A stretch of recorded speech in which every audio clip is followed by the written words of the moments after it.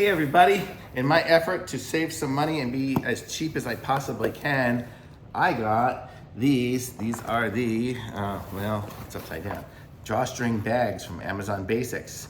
And they are tall kitchen bags. They are the 13 gallon, I think. And so I bought these and I'll show you what they look like and how they are. So it comes in a box. I don't know why I opened it up on the bottom instead of the top. I think because it had my address label on there. But it comes and you get 4 rolls like this, and they're all rolled up and they're in there. And I'll show you what the bags look like. I'll take one out here. So this is the bag. I mean, it's easily as same as all the other brand ones. It's probably made from one of those name brand ones. It doesn't really say on here, but this is it. So you see it's got a nice thick bag and it fits in my garbage bag perfectly. So I'm gonna say this is awesome, this is great. So, I mean, it sure beats these ones here that don't have any kind of drawstring on it. So I'm gonna say super thumbs up from me on these bags here on the Amazon Basics Tall Kitchen Drawstring bags. These. So pick up some of these.